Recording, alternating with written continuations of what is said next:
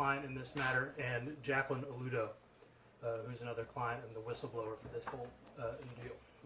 So good morning, and thank you very much for joining us today. This has been an incredibly difficult challenge for our clients. That's not because of how this case is going. Frankly, it's going very well. But the challenge has been in hearing the reports and the things being said by Constable Rosen and his cohorts to the point where we feel like we need to respond, particularly with regard to what Felicia has gone through. And she's going to address that with you in a minute. So to the point. I can understand that Constable Rosen and his team is touting a victory in this case, claiming he's been exonerated and vindicated because, of course, that's what someone in his position as a politician would do and want people to think. But let me lay that to rest right now. This is not a vindication. This is not an exoneration. The ruling simply means that Alan Rosen allowing this to happen and failing to stop it from happening in his office is not enough for his personal financial liability, only his official liability. Which means that the only thing Constable Rosen has been successful in doing is shifting the burden of what he did and paying for what he did to someone else. He is still very much at the restaurant table. He has only been able to push the bill to somebody else. Rest assured, to everybody, he is not out of the woods. He is not exonerated. He is still going to have to raise his right hand and swear to tell the whole truth, nothing but the truth, and be forced to tell us what happened, just like everybody else. As to another point, I read that Constable Rosen's attorney, Ben Hall, claimed to the world that this lawsuit, quote, was filed to tarnish his political viability. Again, that's something that I would expect a lawyer for a politician to say. But with all due respect to Mr. Hall, he knows better. Bill is a pretty liberal Democrat. Brock is one of the most conservative guys I know, and I couldn't smell a political move if it spat on my shoes. And the fact that these girls, or the proposition that these girls are filing this for any sort of political means is just preposterous and doesn't make sense. Making those claims that this is somehow political is offensive, and it belittles what happened to these girls. These things happened. These women were hurt. The most dangerous thing for Precinct 1 right now or ever is that we get their records that they've been so intent on hiding. It's my understanding that a bunch of y'all in this room and every news source in the city has requested a bunch of records from Precinct 1 and been turned away. In other lawsuits, we've been looking for records from Precinct 1, and they've tried to shut us down. If there is nothing to hide, then why are they hiding? I think we all know the answer. And the answers and those records are coming. Because now this lawsuit's moving forward. We are ready to move forward in this case. We are going to move forward in this case. And rest assured, we are going to be holding these people accountable for what they did to these girls, and specifically to Felicia McKinney. So thank you all for being here, and I'm going to let Felicia address y'all for some things that she's been feeling. I want to thank you for being here today as well. My name is Felicia McKinney. I'm a wife, I'm a mother, and I'm a deputy with Precinct 1, and I am a sexual assault survivor. When my attorneys told me on Monday that Constable Rosen had been removed from the lawsuit in his personal capacity, I was told all it meant is Constable Rosen will not be personally financially liable for what he made and allowed to happen. That doesn't bother me, because this case was never about money for me.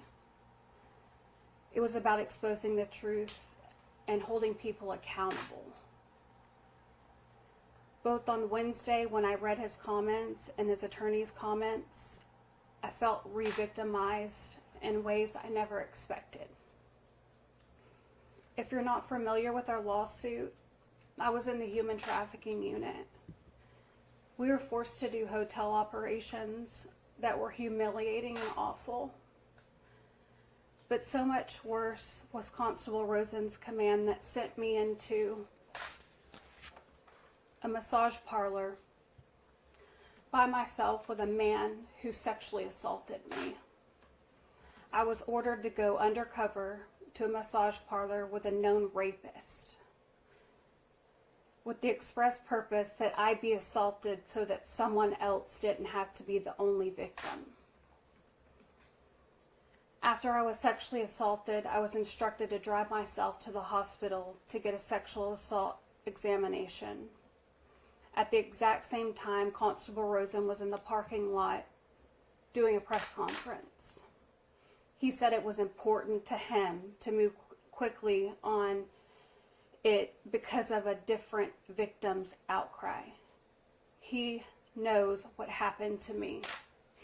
He intended it, he ordered it, and to hear him claim victory, he wouldn't be held personally accountable for something he's admitted to doing makes me feel attacked, unheard, and very alone.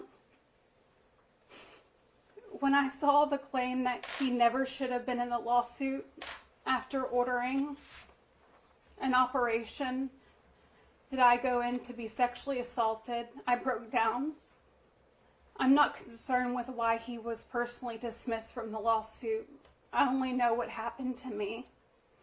And the things he put in motion are exactly why we filed the lawsuit in the first place.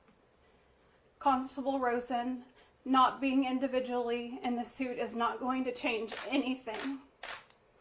We are still going to stand together and move forward. I'm speaking up for myself and all the other sexual assault survivors who aren't heard, who are told to keep quiet, who are scared just like me. But we'll stand together so that this never happens again.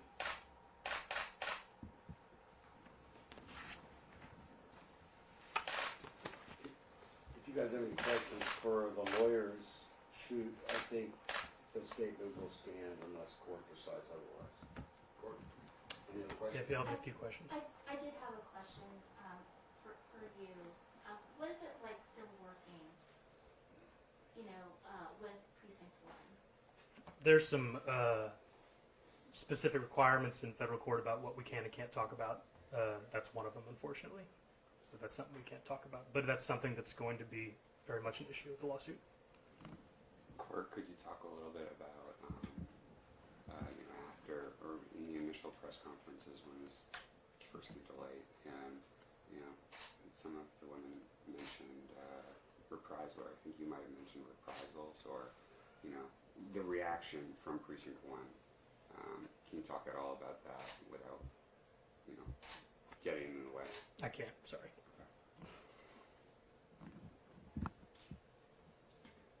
Do you guys have any sense where things are going to go now? Like in the legal maneuverings from here on out, or what happens next? We're ready to go. In about 3 weeks, they're required to turn over some documents. We're required to turn over some documents, and we're ready to put people under oath. Can you talk at all about some of the specific information you are looking for from Precinct 1? Like just some of the stuff that they've refused to turn over so far, or are fighting? Anything. I mean, it's the open records requests have all been done by media, is my understanding. We're looking for all the communication. We're looking for all the documents pertaining to these orders that came, right from the top. What do you think it says that the department is fighting those records requests or those efforts from you guys to get that information? And I want to be careful in how I answer this, but the thing that makes sense to me, and I would imagine makes sense to the public, is fear. Fear that everybody's going to learn the truth of what actually was going on when the curtain gets lifted. The massage parlor, when the initial victim assaulted, what was the timeline between when Teresa was sentenced? It's quick. I don't want to get into too much detail on that because the criminal cases are still pending. How are cases like that usually handled? What goes into investigating something like that? I would imagine it doesn't go to the chief or whoever. Just say, oh, send this person in and let him be a victim, and that's how we catch him. And I was a prosecutor for 2 years. I'm primarily a criminal defense lawyer. I've been working in the criminal justice system for about a decade, and before that, during law school, I've never seen anything like this because it doesn't make sense. You said you drove yourself to the doctor. Did he tell you to drive yourself, or how did that play out? Can you address that? Again, there's the criminal cases pending, and there's only so much we're allowed to discuss because of the litigation. We can discuss things that are already publicly available. That's about it. So, I think that's about it. Yeah. Thank you guys for coming. Thanks for having us. Okay.